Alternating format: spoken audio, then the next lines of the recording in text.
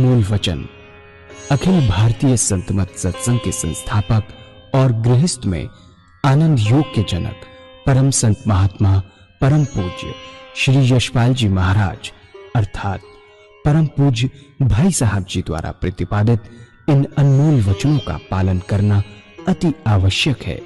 ये वचन हमारी गृहस्थ आध्यात्मिक साधना के लिए मूलभूत सिद्धांत हैं, जो इस प्रकार हैं। हम दुनिया की हर चीज की कीमत आंकते हैं, अपने मानव जीवन की कीमत भी जाने व परमात्मा की प्राप्ति हेतु साधना करें। मनुष्य योनि एक उपहार है, इसीलिए परमात्मा को धन्यवाद देते हुए आधा घंटा प्रातःकाल, आधा घंटा सायंकाल पूजा अवश्य करें।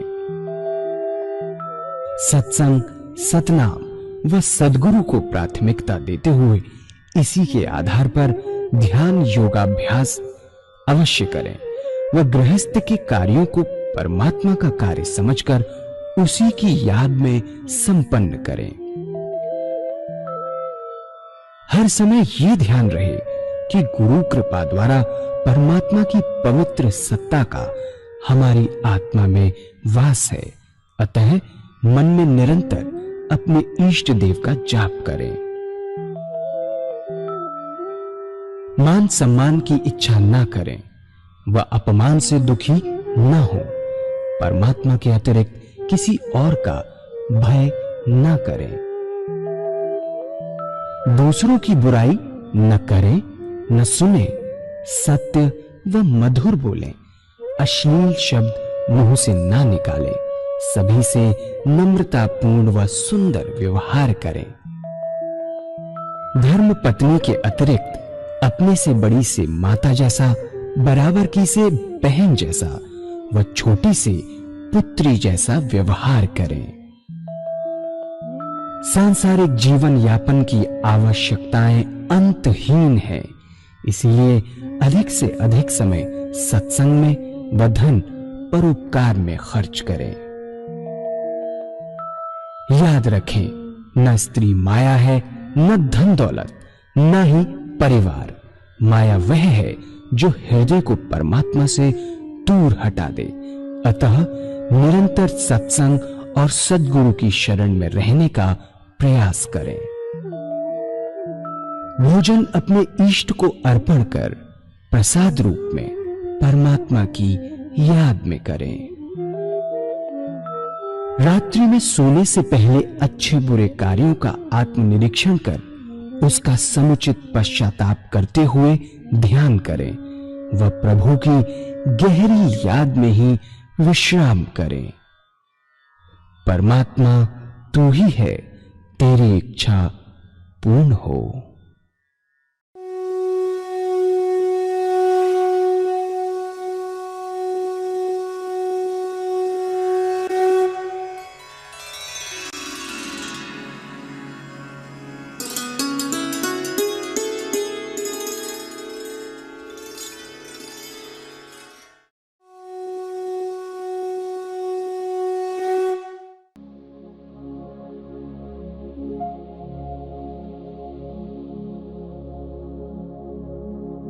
जय सद्गुरुदेव जय पद शरणम श्री यशरूप चरणों शरणम। जय सद्गुरुदेव जय पद शरणम श्री यशरूप चरणों शरणम। पूज्य माता और बंधुओं, अभी एक भजन होगा और भजन के साथ साथ सभी भाई बहन अपने अपने इष्ट का ध्यान करेंगे। ओम श्री गुरुवे नमः। बंदो गुरु पद कंज कृपा सिंधु नर रूप हरि महा मोतम पुंज जाशु बचन रवि करो निकरे। ओम श्री गुरुवे नमः। मन बैठ जरा,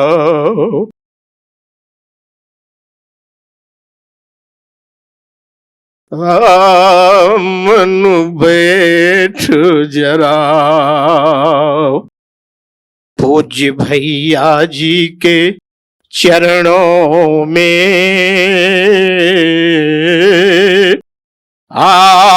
मन बैठ जरा,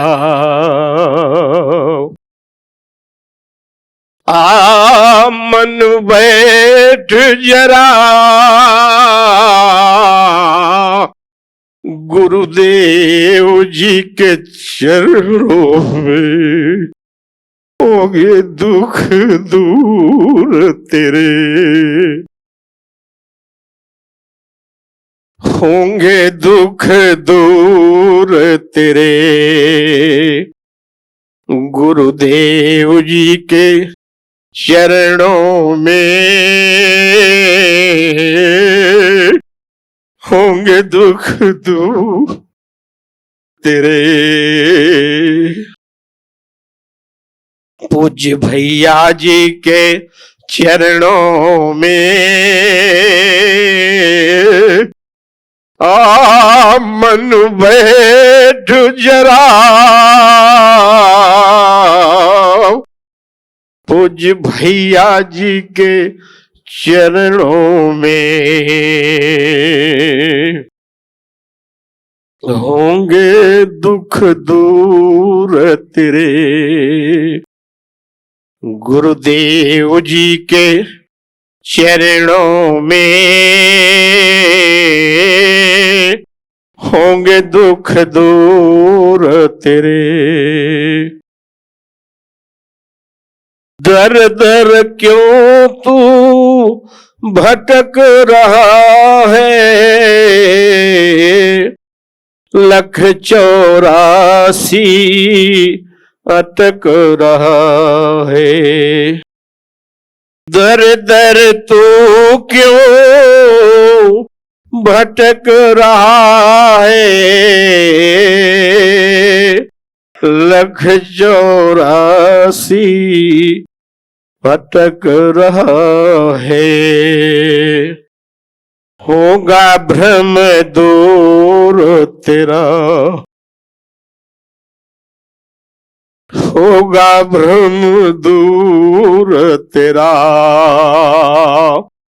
पूज्य भैया जी के चरणों में मन बैठ जरा, मन बैठ जरा।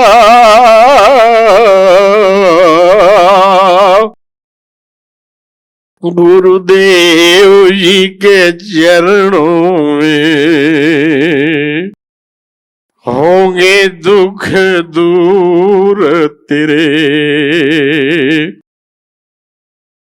श्री भैया जी के चरणों में होंगे दुख दूर तेरा। पूज्य भैया जी के चरणों में मन बैठ जरा, कर पहचान नहीं कोई तेरा, छोड़ दे जन्म मरण का फेरा। कर पहचान नहीं कोई तेरा, छोड़ दे जन्म मरण का फेरा। होगा उद्धार तेरा, होगा उद्धार तेरा। पूज्य भैया जी के चरणों में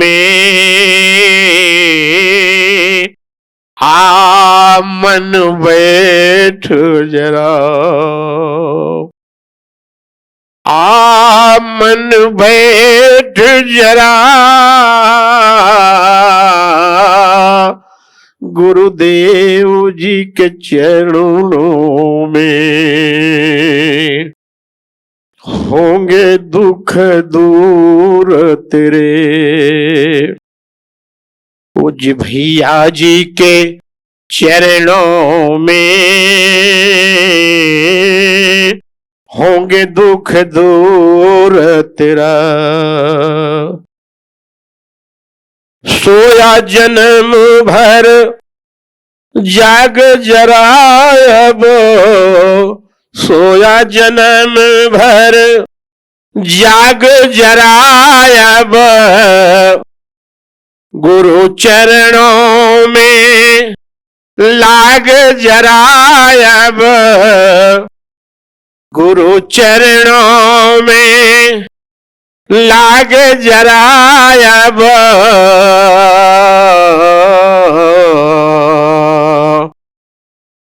गुरु जी से नेह लगा,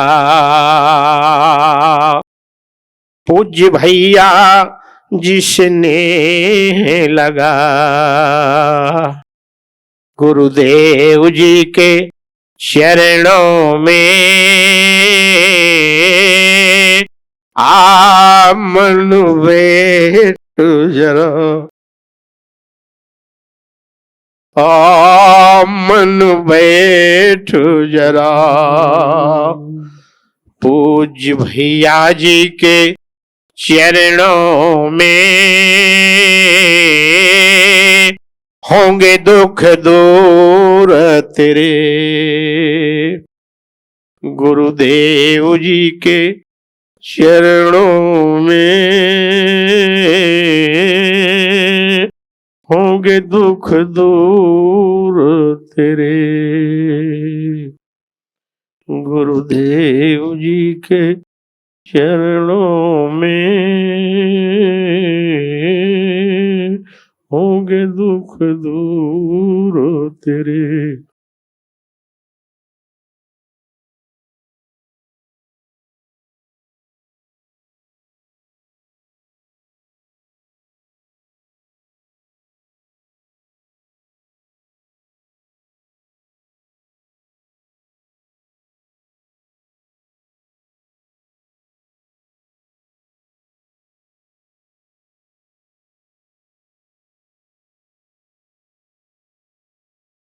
पूज्य माता और बंधुओं, आज का भंडारा परम संत महात्मा यशपाल जी महाराज, जिन्हें हम भाई साहब जी के नाम से संबोधित करते हैं, एवं परम संत महात्मा श्रीमती रूपवती देवी पूज्य माता जी, जो इस सबक के गुरुदेव व गुरु माता जी हैं, की याद में मनाया जा रहा है।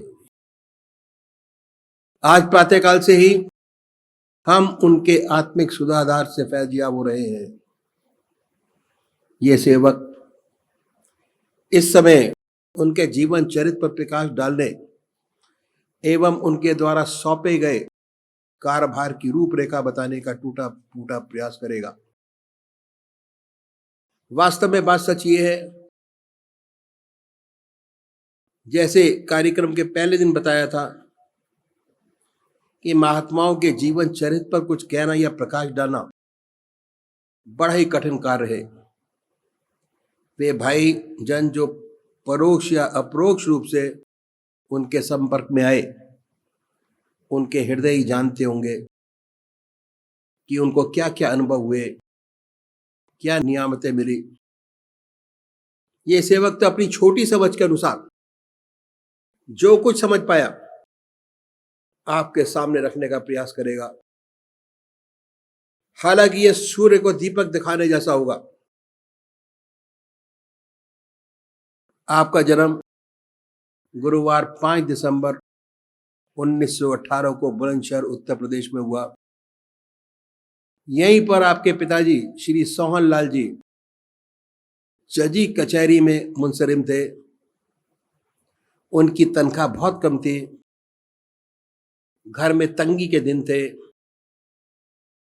मुंसरिम का काम ऐसा था कि अपना काम निकालने के लिए लोग खुद ही रिश्वत देने की कोशिश करते, परंतु वह उससे बचते रहे एवं सच्चाई ईमानदारी के साथ अपने पेशे पर आंच नहीं आने दी। आप उसूलों के बहुत पक्के थे। नियम जीवन, सुबह शाम की संध्या वंदन। आपके दादाजी श्री गंगा राम एक नेक दिल इंसान व शिव भक्त थे, झूठ नहीं बोलते थे।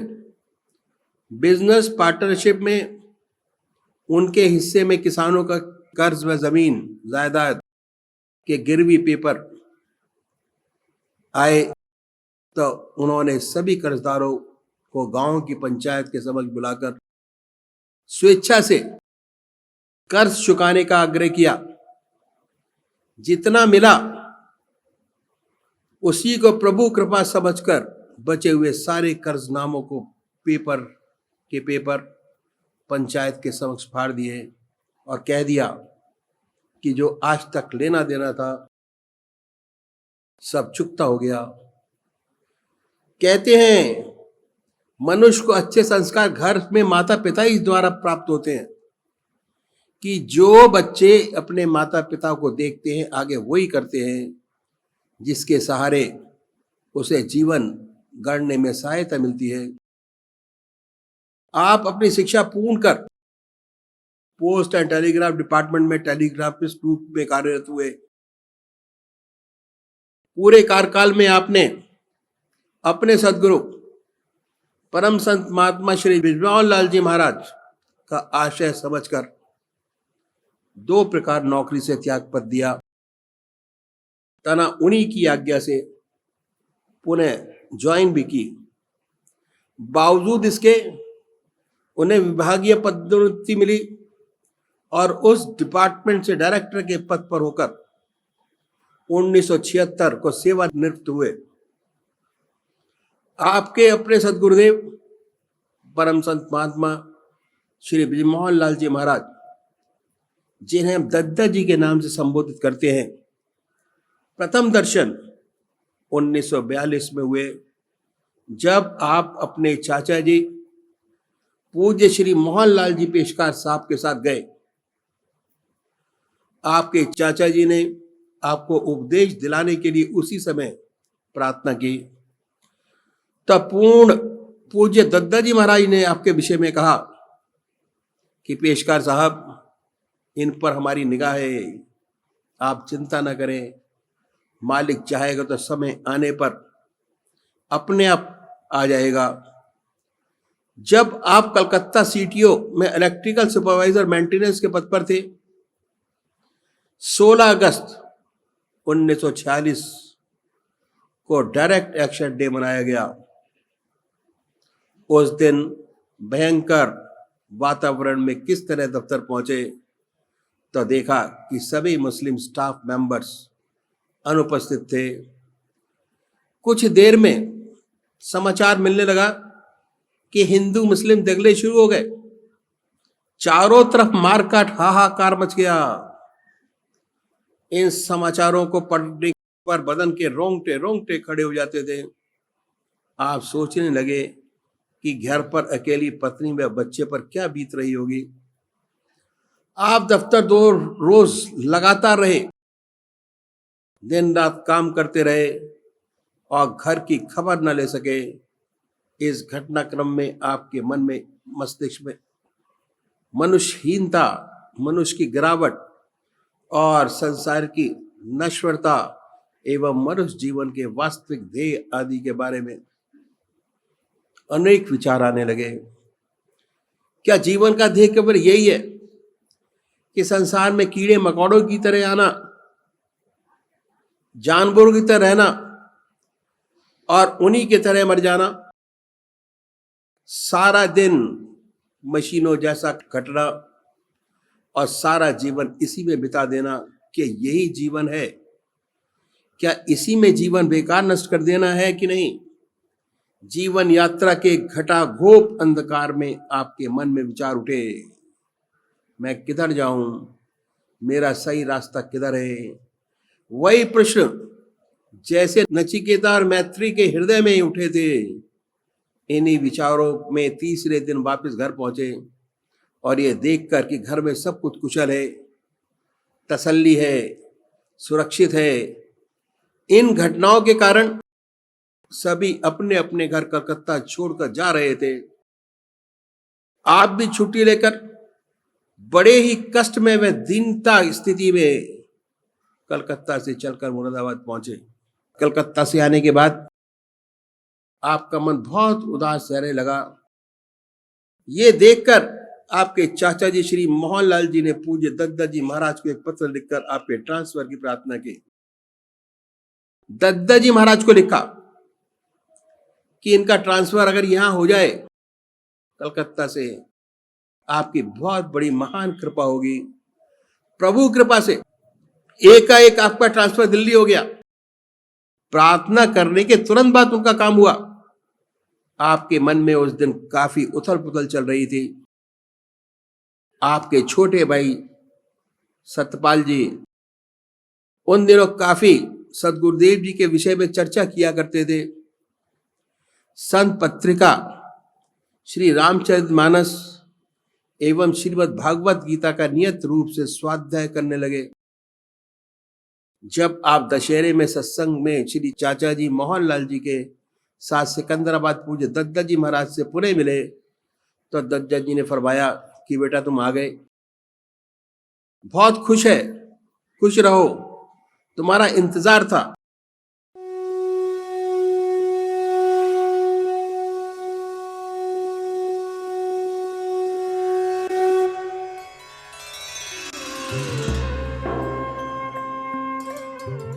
ध्यान योग के कार्यक्रम आनंद योग से निशुल्क जुड़ने के लिए संपर्क करें 9810239677।